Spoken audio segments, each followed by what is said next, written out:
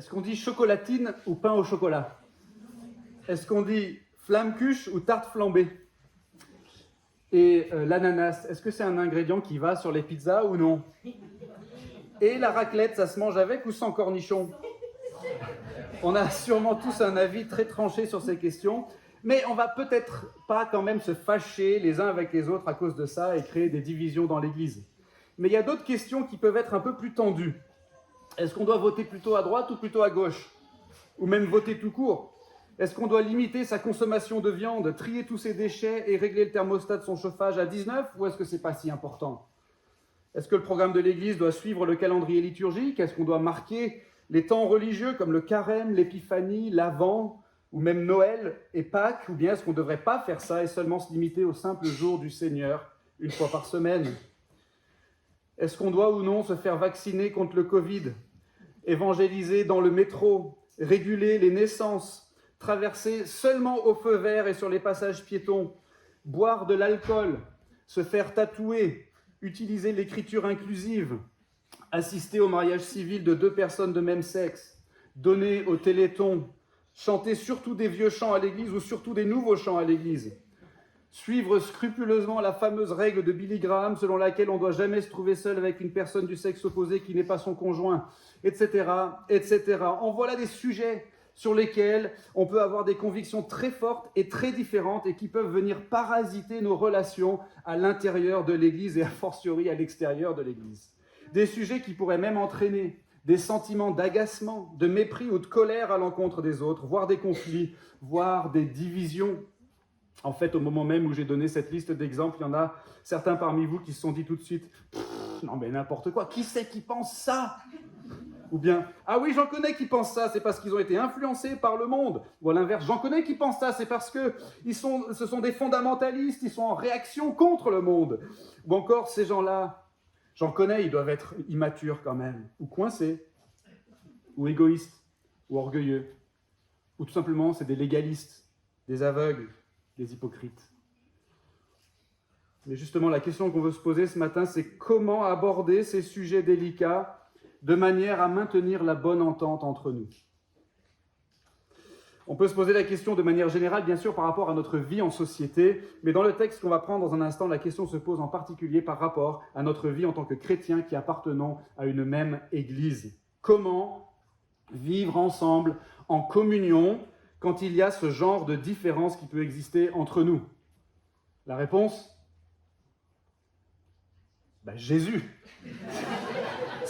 C'est toujours la bonne réponse, c'est toujours la bonne réponse à nos problèmes. Mais plus précisément, ce qu'on va voir dans ce texte, c'est qu'on doit être intentionnel dans le fait de maintenir la bonne perspective et de relativiser nos différences par rapport à ce qui est vraiment important. Et quoi de plus important que Jésus et son projet?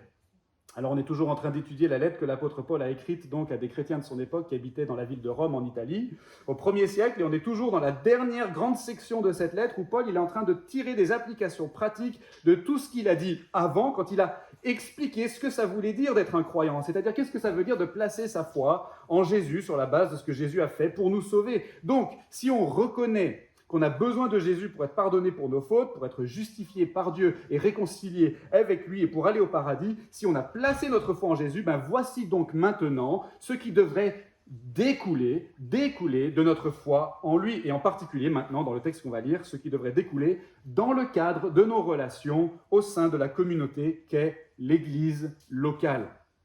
Et vous allez voir que Paul il va prendre 2 exemples en particulier, des exemples d'opinions qui peuvent être différentes dans l'Église, l'une qui concerne l'alimentation et l'autre le calendrier. Ce qu'on va voir dans un instant, c'est que ces exemples sont en rapport avec le contexte particulier des tout premiers chrétiens, donc des gens à qui Paul il écrit au 1er siècle, mais on va voir qu'à partir de ces exemples, Paul va tirer des principes qui s'appliquent très clairement à nous aujourd'hui. Donc lisons sans plus tarder ce texte qui se trouve dans la lettre de Paul aux Romains, au chapitre 14, on va lire les versets 1 à 13. « Faites bon accueil à celui qui est faible dans la foi, sans discuter des opinions. Tel croit pouvoir manger de tout, tel autre qui est faible ne mange que des légumes. Que celui qui mange ne méprise point celui qui ne mange pas, et que celui qui ne mange pas ne juge point celui qui mange, car Dieu lui a fait bon accueil. Qui es-tu, toi qui juges un serviteur d'autrui ? S'il se tient debout ou s'il tombe, cela regarde son maître, mais il se tiendra debout. car le Seigneur a le pouvoir de le soutenir. Tel juge un jour supérieur à un autre, tel autre les juge tous égaux, que chacun soit pleinement convaincu dans sa propre pensée. Celui qui se préoccupe des jours s'en préoccupe pour le Seigneur. Celui qui mange, c'est pour le Seigneur qu'il mange, car il rend grâce à Dieu. Celui qui ne mange pas, c'est pour le Seigneur qu'il ne mange pas, il rend aussi grâce à Dieu. En effet, nul de nous ne vit pour lui-même, et nul ne meurt pour lui-même, car si nous vivons pour le Seigneur, et si nous mourrons pour le Seigneur. Soit que nous vivions, soit que nous mourions, nous sommes au Seigneur. Car Christ est mort, et il est revenu à la vie pour être le Seigneur des morts et des vivants. Mais toi, pourquoi juges-tu ton frère ? Ou toi, pourquoi méprises-tu ton frère ? Nous comparaîtrons tous devant le tribunal de Dieu, car il est écrit « Je suis vivant, dit le Seigneur, tout genou fléchira devant moi et toute langue donnera gloire à Dieu. » Ainsi, chacun de nous rendra compte à Dieu pour lui-même. Ne nous jugeons donc plus les uns les autres, usez plutôt de votre jugement pour ne pas mettre devant votre frère une pierre d'achoppement ou une occasion de chute. On va s'arrêter là pour la lecture de ce passage et on va prier avant d'aller plus loin. Seigneur notre Dieu, merci pour ta parole.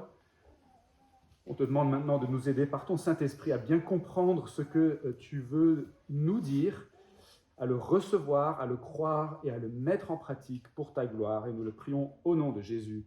Amen. Donc toute la leçon de ce passage, c'est qu'on doit être intentionnel dans le fait de relativiser nos différences par rapport à ce qui est vraiment important.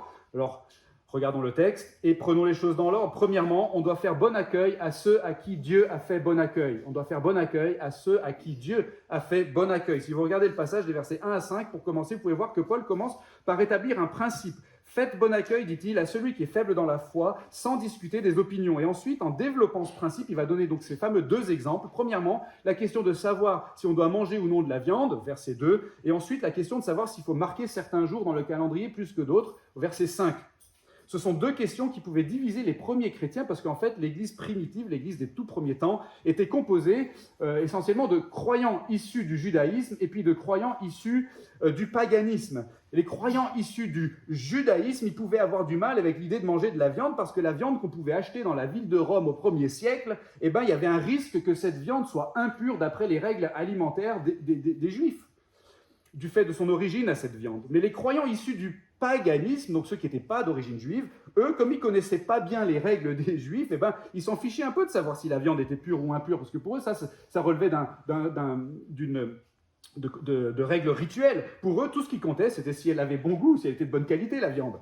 De la même façon, les croyants issus du judaïsme pouvaient penser que c'était important en fait de respecter le calendrier des fêtes d'Israël, même en tant que chrétiens. La fête des pains sans levain, la fête des trompettes, la fête des huttes, etc., etc.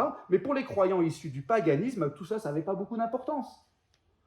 Et donc, on peut comprendre que ce genre de différence d'opinion, ça pouvait provoquer des débats au sein de la communauté chrétienne de Rome. Est-ce qu'il faut faire comme ci ou est-ce qu'il faut faire comme ça ? Mais Paul, lui, il répond à ça, il dit qu'on mange ou non de la viande et qu'on marque ou non les fêtes religieuses du calendrier. En tout cas, ce qu'on sait, c'est que les uns et les autres, de part et d'autre de ce débat, les uns et les autres se sont approchés de Jésus par la foi et Dieu les a accueillis dans son Église. Et si Dieu les a accueillis dans son Église, ceux qui ont une autre opinion que la nôtre, alors nous aussi on doit les accueillir dans l'Église de Dieu, même s'ils sont différents de nous, même s'ils sont très différents de nous. Faites bon accueil à celui qui est faible dans la foi, sans discuter des opinions, dit Paul. Alors, ce que Paul veut dire, c'est pas qu'il faut jamais discuter des opinions, mais plutôt qu'il ne faut pas discuter des opinions comme condition pour faire bon accueil à quelqu'un. Littéralement, en grec, il ne faut pas prononcer un jugement sur les opinions des gens qu'on accueille. Alors, ce qu'il faut imaginer, c'est, je ne sais pas, disons un théâtre, par exemple, où on accueillerait des gens au nom de Jésus. Et on aurait une super équipe d'accueil avec un joli badge qui attend dehors. Et quand quelqu'un arrive, une personne de l'équipe d'accueil lui dit « Bonjour et bienvenue, on est ravis de votre présence, laissez-moi vous accompagner, je vais vous montrer le chemin. » Et une fois la porte franchie, une fois dans le couloir rouge, alors on fait asseoir la personne derrière une table, on lui braque une lampe dans le visage, on lui dit « Bon, avant d'aller plus loin, on a quelques questions à vous poser. Est-ce que vous mangez de la viande ? Est-ce que vous respectez le calendrier liturgique ? » Vous comprenez ? Ce que Paul veut empêcher ici, c'est qu'on ajoute un sas dans l'entrée de l'Église. Il ne veut pas qu'on fasse ça. L'Église est une communauté d'êtres humains issus de toutes sortes d'arrière-plans différents sur le plan culturel, ethnique, linguistique, politique, religieux.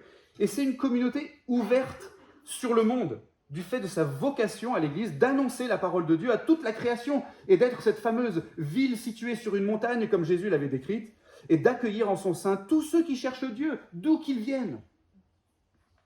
Donc imaginez qu'un jour je vous invite chez moi pour un repas et comme vous arrivez parmi les premiers, je vous dis écoute, puisque tu es là, tu veux bien accueillir les gens au portail et leur montrer où c'est qu'ils peuvent se garer et disons que vous acceptez. Mais une fois que les gens commencent à arriver, vous commencez à créer des difficultés à ceux qui sont venus en voiture diesel. Ah, je suis désolé, le diesel, ça pollue et vous ne pouvez pas pénétrer dans la propriété d'Alex avec ce genre de véhicule. Alors peut-être que vous avez de bonnes raisons de penser ça, hein. Mais moi, le propriétaire de la maison, je ne vous ai jamais demandé de discriminer parmi mes invités. Et c'est pourquoi Paul dit dans notre passage qu'on ne doit pas discriminer parmi les gens qui veulent s'approcher de Dieu et de sa maison. Nous, on n'est pas les propriétaires de l'Église de Jésus-Christ. Et on doit arrêter de se comporter comme si on en était les propriétaires, parce que ça, c'est vachement déplacé quand même. On doit faire bon accueil à ceux à qui Dieu a fait bon accueil, parce qu'on est chez lui. Et donc, pour cette raison, on ne doit ni mépriser, ni juger la personne qui s'est approchée de Dieu, mais qui n'est pas comme nous. Si elle s'est approchée de Dieu, c'est qu'elle a de l'intérêt pour Dieu. Et si elle a de l'intérêt pour Dieu, c'est que Dieu a fait ou est en train de faire quelque chose dans sa vie. Et on est qui, nous, pour discriminer parmi les invités de Dieu? On est qui pour créer des sous-catégories d'invités? Ou pire, pour créer des catégories de sous-invités dans la maison de Dieu?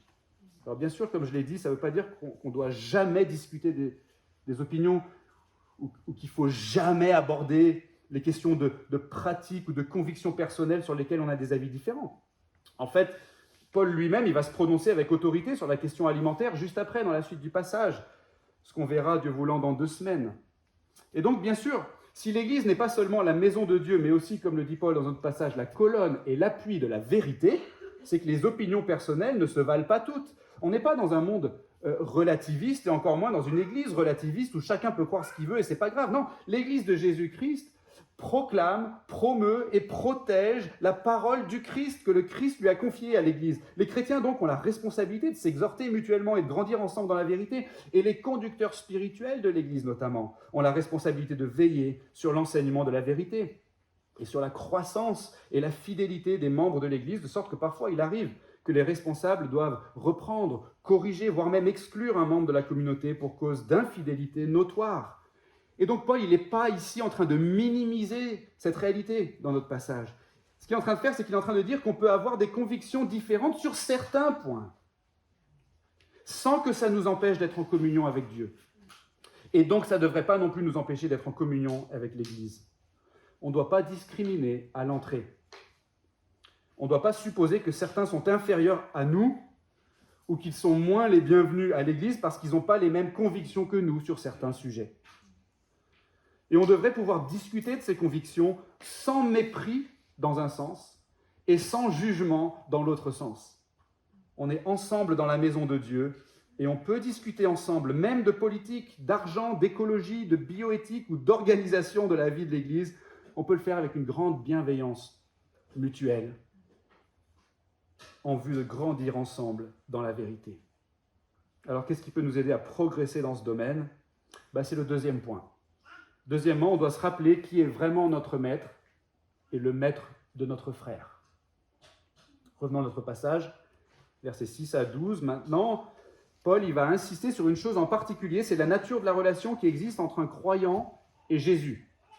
Quelle est cette relation? C'est que Jésus est le Seigneur de chaque croyant, et donc que chaque croyant est redevable à Jésus comme à son maître.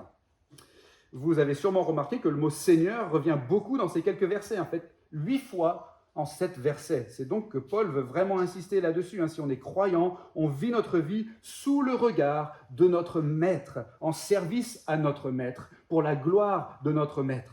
Et Paul veut vraiment qu'on se rappelle cette réalité, mais notez bien, ce qui est important pour Paul, ce n'est pas tant ici qu'on se rappelle que soi-même, on est redevable à Jésus en tant que croyant, mais qu'on se rappelle que l'autre dans l'Église est redevable à Jésus en tant que croyant. C'est pourquoi il en parle à la 3e personne, vous avez vu, celui qui mange, c'est pour le Seigneur. Rappelle-toi que celui qui mange, c'est pour le Seigneur qui le fait, ou celui qui ne mange pas, c'est pour le Seigneur. Et ensuite il dit, donc pourquoi juges-tu ton frère? Pourquoi méprises-tu ton frère? Paul veut qu'on se rappelle que le frère ou la sœur dans l'Église qui n'a pas les mêmes convictions que nous sur certains sujets qui ne sont pas essentiels à la foi, eh bien ce frère ou cette sœur a une relation au Seigneur qui est de même nature que la nôtre en tant que croyants. Et pour cette raison, ce serait tout à fait déplacé pour nous de nous élever au-dessus de lui ou d'elle pour le ou la mépriser ou pour le ou la juger. Qu'est-ce que ça veut dire mépriser un frère ou juger un frère? On méprise un frère quand on croit que Dieu nous approuve plus que lui en raison de notre maturité. Et on juge un frère quand on croit qu'il est coupable de faire quelque chose de mal alors que Dieu ne déclare pas que c'est mal. Je répète parce que c'est important. Mépriser un frère, c'est quand on croit que Dieu nous approuve plus que lui en raison de notre maturité, supposée ou réelle. Juger un frère, c'est quand on croit qu'il a fait quelque chose de mal que Dieu n'a pas déclaré comme étant quelque chose de mal. Je ne peux pas m'empêcher de penser à ce qui se passe parfois chez moi, dans ma maison, quand je suis occupé à préparer une prédication dans mon bureau et que mes enfants sont dans la pièce à côté, mais sans la présence ou la supervision d'un parent. Il arrive parfois qu'un de mes enfants commence à se prendre pour un parent et qu'il commence à s'élever au-dessus des autres sous prétexte d'être plus âgé et plus intelligent, ce qui est peut-être le cas, et qu'il essaye d'imposer ses règles et ses préférences à lui, et même parfois qu'il essaye d'imposer une discipline et des punitions. Alors que, premièrement, personne ne lui a donné ce rôle, et deuxièmement, les règles qu'il essaye d'imposer ne sont pas du tout les règles de la maison, en fait. Et je serais tenté d'intervenir et de dire « Toi, pourquoi juges-tu ton frère ? Ou pourquoi méprises-tu ton frère ? Vous comparaîtrez tous devant le tribunal de papa et maman à la fin de la journée, et chacun devra rendre compte pour lui-même. » Vous voyez la logique de Paul dans le passage, il veut qu'on se rappelle que les autres sont redevables non pas à nous, mais au Seigneur, qui est aussi notre Seigneur, le même Seigneur pour qui on vit et pour qui on meurt, le même Seigneur devant qui on est tous à égalité si on est croyant. Et pourquoi est-ce qu'on peut dire qu'on est à égalité devant lui si on est croyant? C'est très simple. C'est parce qu'on était tous à égalité devant lui quand on n'était pas croyant. Sans la foi, on était tous séparés de lui, on était tous coupables, on était tous désapprouvés de Dieu, et même, pour être précis, on était tous en chemin pour la perdition éternelle. Parce qu'on était tous morts spirituellement, d'après la Bible, c'est-à-dire qu'on était tous séparés de Dieu, insensibles à sa voix, aveugles et nus, pauvres et perdus, comme on l'a chanté il y a quelques instants, et qu'il n'y a rien qu'on faisait ou qu'on pouvait faire qui pouvait nous faire gagner un tant soit peu l'approbation de Dieu ou diminuer un tant soit peu notre culpabilité et notre condamnation. On était tous à égalité quand on n'était pas croyants. Et Paul l'avait bien expliqué dans la première partie de sa lettre. Il a dit, il n'y a pas de distinction. Tous ont péché et sont privés de la gloire de Dieu. Tous, juifs et non-juifs, hommes et femmes, grecs et romains, français, coréens, américains, brésiliens, progressistes et conservateurs, royalistes et républicains, communistes et capitalistes, écologistes et pollueurs, végétariens et omnivores, féministes et antiféministes, mariage pour tous et manif pour tous, droitiers et gauchers, grands, petits, noirs, blancs, bruns, blonds, tous ont péché et sont privés de la gloire de Dieu. C'est très clair sous la plume de l'apôtre Paul, et ça c'est super important à comprendre qu'on était vraiment tous à égalité devant Dieu dans la culpabilité et dans la condamnation, pour pouvoir comprendre ensuite qu'on est vraiment tous à égalité devant Dieu dans sa grâce, si on est croyant. Parce que Jésus s'est approché de la part de Dieu pour nous sauver sans jamais considérer notre origine, notre éducation, notre culture, nos capacités, nos pseudo-performances, nos pseudo-mérites, notre pseudo-maturité, notre pseudo-intelligence et notre pseudo-supériorité. Jésus s'est donné lui-même en sacrifice volontairement pour prendre sur lui la peine de nos fautes. Il a pris sur lui l'ignominie de la croix où il est mort sans que rien ne l'y obligeait, Jésus, et seulement par amour selon sa grâce complètement souveraine.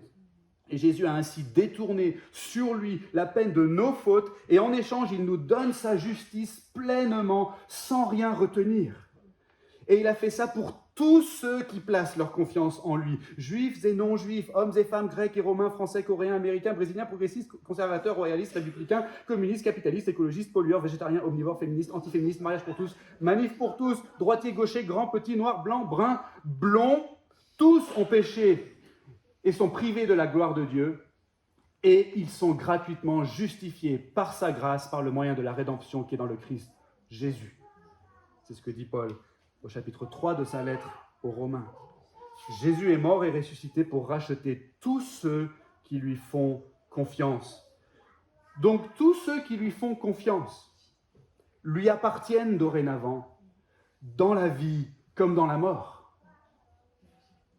Et la moralité de tout ça, pour ce qui nous concerne dans ce passage, c'est ce que Paul a dit en fait au verset 4. Si on remonte un petit peu, il dit « Qui es-tu, toi qui juges un serviteur d'autrui ? S'il se tient debout ou s'il tombe, cela regarde son maître, mais il se tiendra debout. Car le Seigneur a le pouvoir de le soutenir. On appartient à Jésus, dans la vie comme dans la mort. » Donc, qu'est-ce qui peut nous aider à progresser en bienveillance mutuelle dans notre rapport avec les croyants qui ne pensent pas comme nous sur des sujets qui ne sont pas essentiels à la foi? Qu'est-ce qui peut nous faire progresser? Eh bien, on doit se poser les bonnes questions. Premièrement, est-ce que je confesse que Jésus est mort et ressuscité pour me racheter? C'est peut-être la question la plus importante qu'un être humain puisse se poser dans toute sa vie sur terre. Est-ce que je confesse que Jésus est mort et ressuscité pour me racheter? Et ensuite, est-ce que cet ami dans l'église, lui aussi, confesse que Jésus est mort et ressuscité pour le racheter? Oui? Eh bien, alors, on doit considérer qu'on est frères dans une même maison, avec un même Seigneur.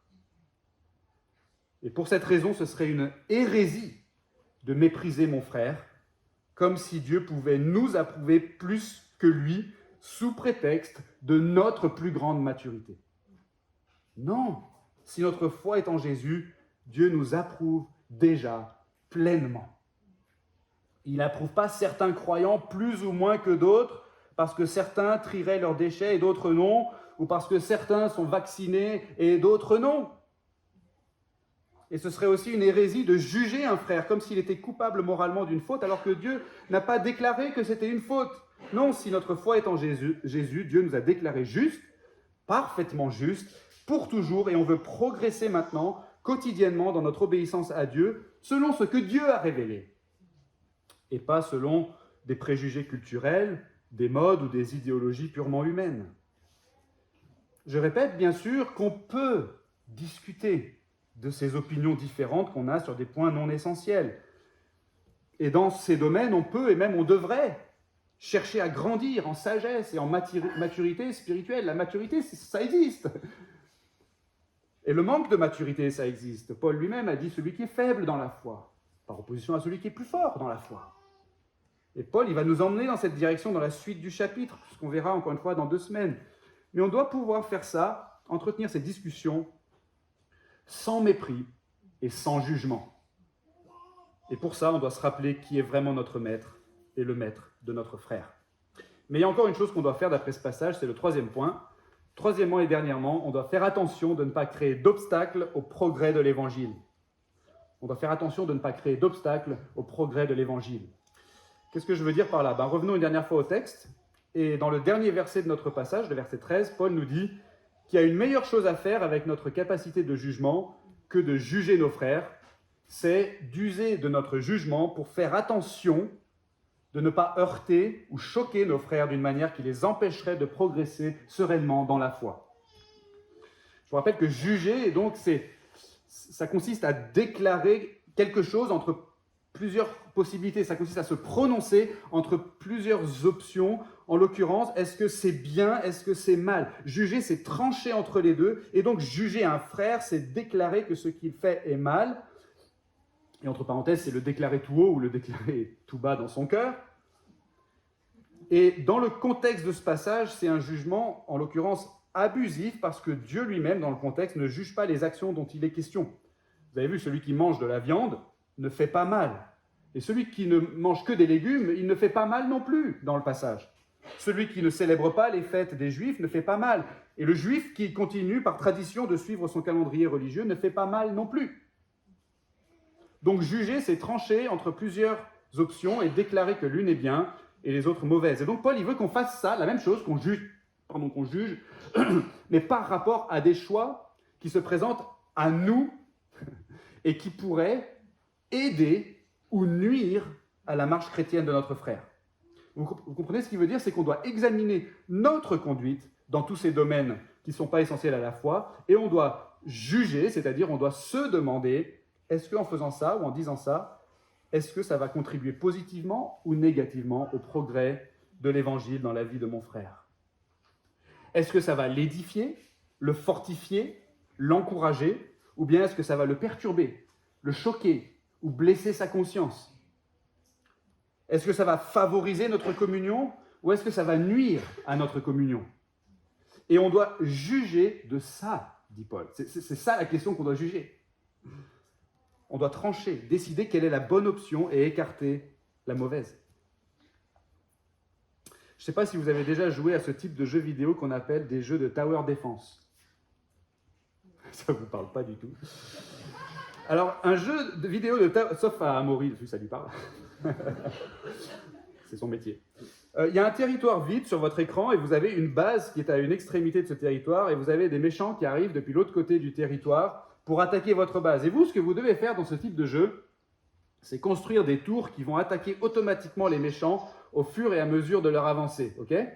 Pas compliqué. Et donc, si vos tours sont assez nombreuses, assez puissantes et assez bien placées stratégiquement, vous allez pouvoir résister aux différentes vagues de troupes ennemies et gagner des points. Et vous allez pouvoir améliorer vos tours et peut-être progresser de niveau en niveau et en fin de compte, gaspiller beaucoup de temps dans votre courte existence en jouant à un jeu vidéo.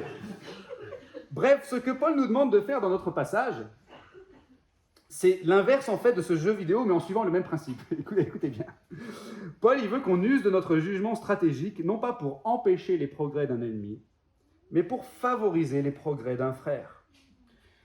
Mais voilà, la façon dont on va agir et parler par rapport à ces fameux sujets un peu tendus, mais pas essentiels à la fois, ça va être un peu comme ces tours de défense qui tirent automatiquement sur tout ce qui bouge. Nous, on veut éviter de les placer à des endroits où ça va tirer sur notre frère et l'empêcher d'avancer. Ça y est, vous avez compris mon illustration. En fait, on veut éviter d'obscurcir ou d'occulter ce qui est vraiment important pour les progrès de notre frère dans la foi, comme d'ailleurs pour nos progrès dans la foi. Et ça, ce qui est vraiment important, c'est quoi ? C'est l'évangile, en fait. C'est l'évangile qui est vraiment important. L'évangile, c'est cette fameuse bonne nouvelle dont on parlait il y a quelques instants, d'après laquelle Jésus est mort et ressuscité pour que tous ceux qui placent leur confiance en lui reçoivent le pardon de leurs péchés et l'assurance de la vie éternelle. On a tous besoin de se rappeler en permanence cette vérité si importante qui concerne Jésus-Christ, qui il est, ce qu'il a fait et la grâce inépuisable que Dieu nous présente inlassablement en lui. Et quand Paul nous parle ici de mettre une pierre d'achoppement ou une occasion de chute devant notre frère, il parle de quelque chose de vraiment grave. De vraiment grave. Je ne sais pas ce que vous imaginez, mais moi, j'imagine quelqu'un qui aurait désespérément besoin de Jésus, quelqu'un qui, comme nous, serait absolument perdu sans Jésus, quelqu'un peut-être qui s'approcherait tout titubant de Jésus, tout chancelant, quelqu'un qui ne connaîtrait pas grand-chose en théologie, quelqu'un d'illettré peut-être, et il s'approcherait tout hésitant de Jésus en lui tendant sa main tremblante, et nous, on arrive, et qu'est-ce qu'on fait ? Paf, on lui fait un croche-patte. Ah, tu votes socialiste, mais t'as jamais lu la Bible ou quoi ? Bam ! Ou inversement, t'as voté Marine Le Pen, arrière de nous, Satan. Ou encore, on peut pas, ou encore, tu manges que des légumes, la Bible dit que t'es faible dans la foi. Ou encore, on peut pas prendre l'avion, assumer une telle empreinte carbone et continuer de se dire chrétien. Vous voyez ce que je veux dire ? Alors c'est pas généralement aussi explicite dans notre comportement, plus souvent c'est par des petites remarques, des attitudes, des regards. Et en fait, tout ça, ça commence déjà dans nos pensées. C'est déjà dans notre cœur qu'on doit faire attention de ne pas construire des tours d'autodéfense qui vont mitrailler automatiquement nos frères et sœurs qui ne pensent pas comme nous. Ouais, ça s'appelle des préjugés, en fait. Ça s'appelle un manque de charité. Et bien sûr, ça va dans les deux sens. D'un côté, on ne doit pas mépriser ou juger les frères et sœurs qui ne pensent pas comme nous sur des points qui ne sont pas essentiels à la foi, en tout cas qui ne pensent pas encore comme nous. Mais d'un autre côté, on doit aussi tenir avec humilité ces convictions que nous, on a, qui ne sont pas essentielles à la foi. On ne doit pas brandir ces convictions comme des étendards. On doit faire attention de peur de heurter notre prochain, de le choquer et d'empêcher les progrès de l'Évangile dans sa vie. Notre étendard, comme l'a dit Paul dans notre passage, c'est Jésus-Christ. Et Jésus-Christ crucifié. Et ça suffit déjà amplement pour scandaliser les gens. Voilà ce qui est vraiment important. Voilà ce qui devrait être prééminent dans notre cœur, dans nos pensées, dans nos attitudes, dans nos paroles, dans nos actes. Voilà ce qui devrait être prééminent dans nos relations à l'intérieur de l'Église, dans nos réunions, dans nos activités, dans notre louange, dans notre enseignement Jésus-Christ et Jésus-Christ crucifié. Usons de notre jugement pour ouvrir la voie qui mène à Jésus-Christ. On doit faire attention, vous voyez, de ne pas créer d'obstacles au progrès de l'Évangile. C'était le troisième point. Si on a des sujets secondaires qui sont vraiment pour nous des dadas, attention. Attention de ne pas leur accorder tant d'importance qu'ils vont faire de l'ombre à Jésus-Christ.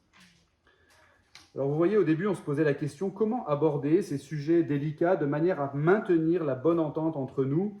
Et en plaisantant, on a dit que la réponse, c'était Jésus. Mais en fait, ce n'est pas une plaisanterie.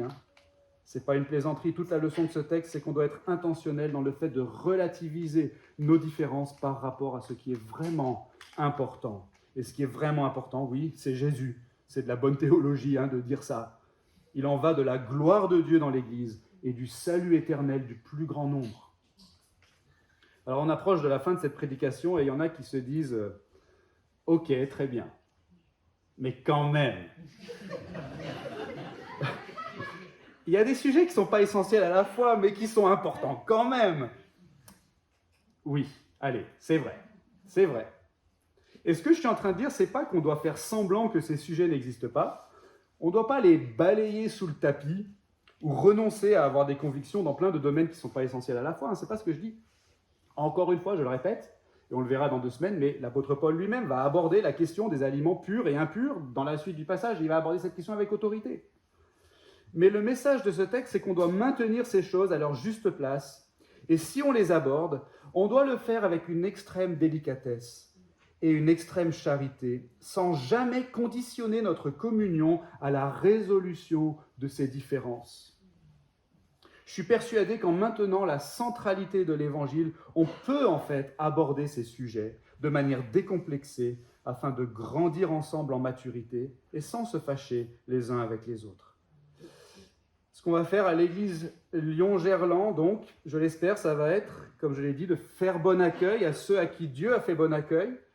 On va réserver un accueil bienveillant et chaleureux à tous ceux qui veulent s'approcher de Dieu par Jésus-Christ, quelle que soit leur origine, leur culture ou leur apparence. Oui, pauvres ou riches, analphabètes ou professeurs, gothiques ou jupes plissées, skinhead ou djellaba, travesti ou bourgeois bien rangés, bienvenue chez Dieu. On aimerait tant que vous rencontriez personnellement Jésus-Christ, que vous placiez votre foi en lui et que vous grandissiez avec nous dans votre marche chrétienne. Ce qu'on va faire à l'église Lyon-Gerland, je l'espère, c'est aussi nous rappeler qui est vraiment notre maître et le maître de notre frère. Tu votes à gauche ou à droite, en ton âme et conscience, c'est pas à moi que tu as des comptes à rendre. Tu t'es fait faire un tatouage ou bien t'aimes pas les tatouages. Qui suis-je pour juger un serviteur d'autrui? Tu mets de l'ananas sur tes pizzas, c'est pas si grave. Par contre, je suis assez certain qu'il y a un verset de la Bible qui dit que la raclette, ça se mange avec des cornichons. Je suis pas sûr, il faudra vérifier, mais je regarderai. Je vais chercher cornichons dans une concordance, on verra. En tout cas, on peut discuter de ces choses librement avec de l'affection et du respect, peut-être même de l'humour, parce que si on vit ou si on meurt, on est au Seigneur. Et donc, ce qu'on va faire à l'église Lyon-Gerland, je l'espère, c'est aussi faire attention, en fin de compte, de ne pas créer d'obstacles au progrès de l'Évangile. Tu as un grand souci de l'écologie, c'est bien, mais que ce souci ne devienne pas une accusation portée contre tes frères, même dans ton cœur, et une pierre d'achoppement pour eux dans leur marche titubante avec Christ. Inversement, tu penses que le dérèglement climatique est exploité par les politiques et qu'il est monté en épingle par les médias pour des intérêts idéologiques, c'est ta conviction, mais tiens-la en toute humilité, même dans ton cœur, de manière à ce qu'elle n'obscurcisse pas la clarté de l'Évangile et qu'elle ne repousse pas des gens qui voudraient s'approcher de Jésus-Christ. Soyons intentionnels dans le fait de garder Christ prééminent dans nos pensées, dans nos paroles, dans nos actes. Soyons intentionnels dans le fait de garder Christ présent, devant, au centre, tout en haut, dans tout ce qu'on fait, chacun de nous, individuellement et tous ensemble en tant qu'Église. Amen. Prions. Merci notre Dieu pour ta parole. Aide-nous à être une Église chrétienne digne du nom de Jésus-Christ. Aide-nous, Seigneur, à user de notre jugement pour ne pas mettre d'occasions de chute devant ceux qui voudraient s'approcher de toi. Aide-nous à être fidèles, pardonne-nous nos manquements et maintenant applique la vérité de ta parole avec puissance à notre vie, à chacun, pour ta gloire. Nous le demandons au nom de Jésus. Amen.